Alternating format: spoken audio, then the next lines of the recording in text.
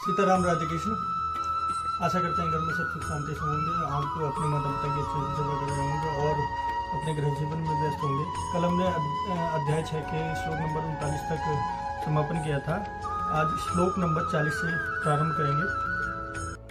भगवान श्री कृष्ण बोलते हैं, हे पार्थ, उस पुरुष का न तो इस लोक में नाश होता है और न परलोक में ही, क्योंकि हे प्यारे, आत्मरोध उद्धार के लिए अर्थात भगवत प्राप्ति के लिए कर्म करने वाला कोई भी मनुष्य दुर्गति को प्राप्त नहीं होता है।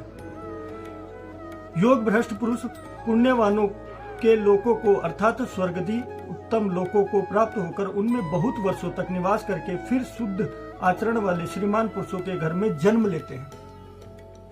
जो पुण्य आत्मा होती हैं वो अच्छे घरों में जन्म लेती हैं।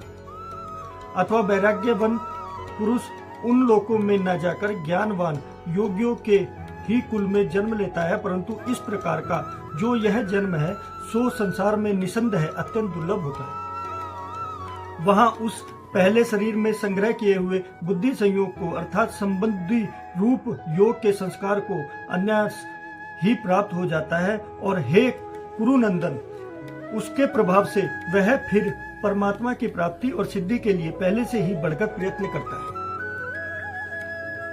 वह श्रीमानों के घर में जन्म लेने वाला योग भ्रष्ट पराधीन हुआ भी उस पहले ही अभ्यास में निसंदेह भगवान की ओर आकर्षित किया जाता है तथा संबुद्धि योग का जिज्ञासु भी वेद में कहे हुए सकाम कर्मों को फल में उल्लंघन नहीं कर सकता। परंतु प्रयत्न पूर्वक अभ्यास करने वाला योगी तो पिछले अनेक जन्मों के संस्कार बल से इसी जन्म में संसिद्ध होकर संपूर्ण पापों से रहित होकर तत्काल ही परम गति को प्राप्त हो जाता है। योगी तपस्वी से श्रेष्ठ है, शास्त्र ज्ञानियों से भी श्रेष्ठ है माना गया है और सकाम का कर्म करने वाला भी योगी श्रेष्ठ है। इससे हे अर्जुन, तू योगी हो। संपूर्ण योगियों में भी जो श्रद्धावान योगी मुझ में लगे हुए आत्मा से मुझको निरंतर भजता है, वह योगी मुझे परम श्रेष्ठ मान्य होता है। श्री भगवान बोलते हैं, हे पार्थ, अनन्य प्रेम से मुझ में आसक्ति और अन्य भाव से मेरे परायण होकर योग में लगा हुआ तू जिस प्रकार से संपूर्ण विभूति बल ऐश्वर्यादि गुणों से युक्त सबके आत्मा रूप मुझको सहनशील कर जानेगा, उसको सुन। मैं तेरे लिए इस विज्ञान से ही तत्व ज्ञान को संपूर्णतः कहूंगा, जिसको जानकर संसार में फिर और कुछ भी जानने योग्य शेष नहीं रह जाता है। हजारों मनुष्यों में कोई एक मेरी प्राप्ति के लिए यत्न करता है और उन यत्न करने वाले योगियों में भी कोई एक मेरे परायण होकर मुझको तत्व से अर्थात यथार्थ रूप से जानता है, प्राथमिक रूप से जानता है। पृथ्वी, जल, अग्नि, वायु, आकाश, मन, बुद्धि और अहंकार भी इस प्रकार यह 8 प्रकार से विभाजित मेरी प्रकृति है।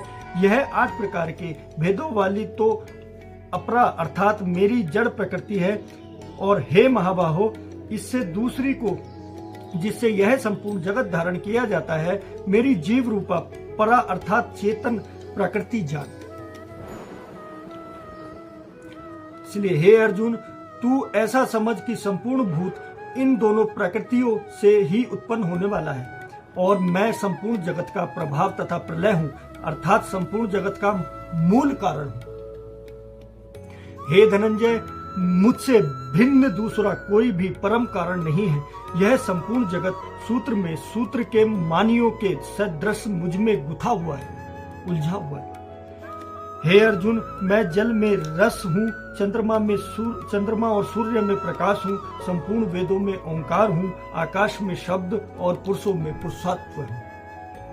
मैं पृथ्वी में पवित्र गंध और अग्नि में तेज तथा संपूर्ण भूतों में उनका जीवन हूँ और तपस्वियों में तप हूँ।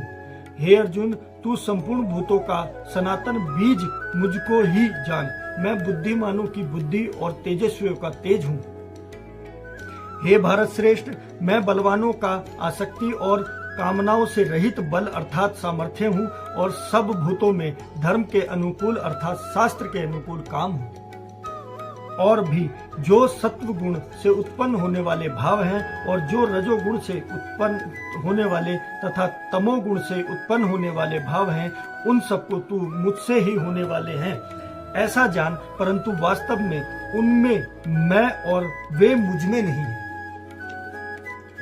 गुणों के कार्य रूप सात्विक, राजस और तामस, इन तीनों प्रकार से भाव से यह सारा संसार प्राणी समुदाय मोहित हो रहा है। इसलिए इन तीनों गुणों से परे मुझे अविनाशी को नहीं जानता है।